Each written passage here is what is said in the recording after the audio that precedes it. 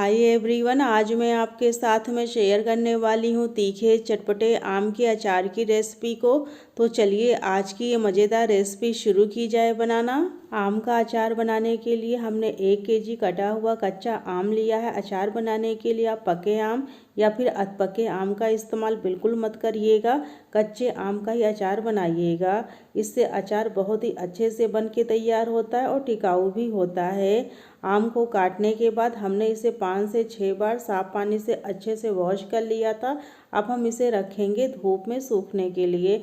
हमें अचार को स्टोर करना, इसलिए इसे धूप दिखाना बहुत ही ज़्यादा ज़रूरी है। हमें इसे सुखा करके कड़क नहीं करना है, इस बात का आप ध्यान रखिएगा। हमें इसे इतना सुखाना है कि इसकी नमी ख़त्म हो जाए, ताकि अचार स्टोर करने पर ख़राब ना हो। अब हम इसे 5 से 6 घंटे की धूप में सुखा लेते हैं। आम को हमने 5 घंटे की धूप में सुखा लिया है और इसकी नमी अब पूरी तरह से ख़त्म हो गई है और इसका कलर भी चेंज हो गया है। आम के अंदर इस तरह से देखिए एक पतली लेयर होती है झिल्ली टाइप की, इसे आप ज़रूर निकाल दीजिएगा। इसी तरह से सारे आम को आप साफ़ करके तभी आप अचार को बनाइएगा। तो हमने यहाँ पर सारे ही आम को साफ़ कर लिया है।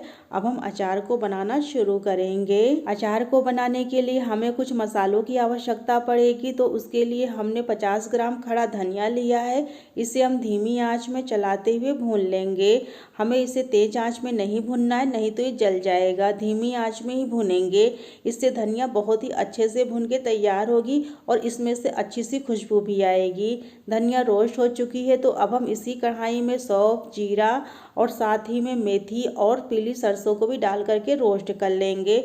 आप पीली सरसों की जगह पर काली सरसों या फिर राई का भी इस्तेमाल कर सकते हैं। इन मसालों को भी हमें धीमी आंच में रोस्ट करना है, इस बात का आप ध्यान रखिएगा। आप चाहें तो कच्चे मसालों से भी अचार को बना के तैयार कर सकते हैं, पर जब मसालों को हम भून करके अचार बनाते हैं तो अचार बहुत ही स्वादिष्ट बनता है और खुशबूदार बनता है। मसाले हल्के से रोस्ट हो चुके हैं, तो अब हम इसमें ऐड कर देंगे 10 से 12 लाल मिर्ची खड़ी। इसे भी हल्का सा हम रोस्ट कर लेंगे।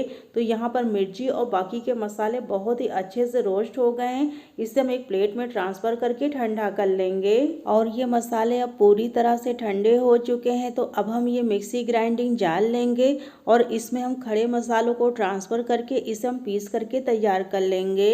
इसे हमें दरदरा नहीं पीस के तैयार करना है, हमें इसे पूरी तरह से महीन पीस करके तैयार करना है। और एक ज़रूरी बात यह है कि हम पूरा मसाला एक बार में नहीं पीसेंगे, आधा मसाला हम बचा के रखेंगे, इसका इस्तेमाल हम आगे करेंगे। अब हम मसाले पीस करके तैयार कर लेंगे।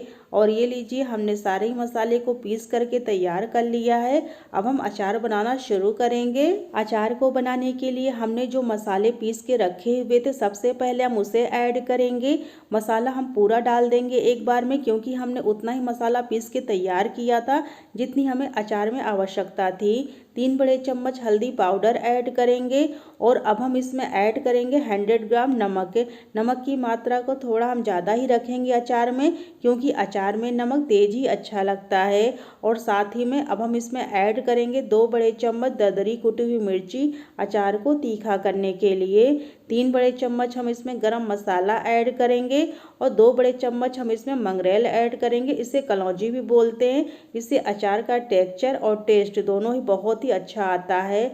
और 4 बड़े चम्मच हम इसमें रंग के लिए कश्मीरी लाल मिर्ची पाउडर ऐड करेंगे। ये तीखी नहीं होती है, इसका इस्तेमाल हमने अचार में सिर्फ रंग के लिए किया है। अब जो हमने खड़े मसाले बचा के रखे हुए थे, उसे भी हम अचार में ऐड करेंगे।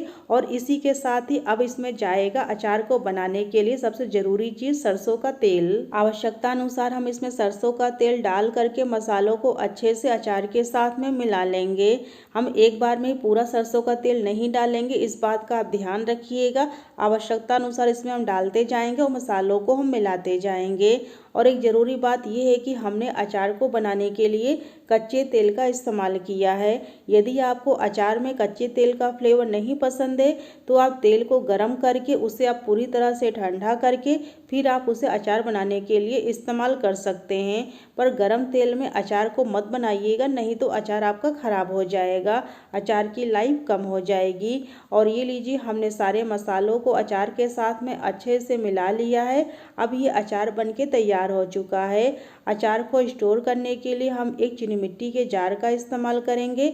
आप चाहे तो कांच के जार का भी इस्तेमाल कर सकते हैं, पर स्टील के डिब्बे का इस्तेमाल बिल्कुल मत करिएगा और कोशिश करिएगा कि आप प्लास्टिक के डिब्बे का भी इस्तेमाल ना करें, क्योंकि स्टील का डिब्बा ख़राब हो जाएगा, क्योंकि इसमें नमक पड़ा हुआ है और प्लास्टिक हमारी हेल्थ के लिए अच्छा नहीं होता है। और ये लीजिए, अचार को हमने अच्छे से चीनी मिट्टी के जार में स्टोर कर दिया है। अचार तो हमारा बनके तैयार हो गया है, पर अभी ये खाने की स्थिति में नहीं है। आप इसे 1 महीने बाद खाइएगा, तब ये अच्छे से गल जाएगा, तो खाने में बहुत ही ज़्यादा टेस्टी और मज़ेदार लगेगा। अचार को बीच बीच में धूप आप ज़रूर दिखाइएगा और अचार को आप जिस जगह पर रखिएगा वहाँ बिल्कुल भी नमी ना हो, और आप इसे कभी भी गंदे हाथों से या पानी लगे हाथों से मत टच करिएगा, नहीं तो आपका अचार ख़राब हो सकता है। इन ज़रूरी बातों का आप ध्यान रखिएगा, आपका भी अचार अच्छे से बन के तैयार होगा। और अपने एक्सपीरियंस नीचे हमारे कमेंट सेक्शन में ज़रूर शेयर कीजिएगा। मैं फिर से मिलती हूँ इसी तरह से अपनी एक नई वीडियो के साथ। Thank you.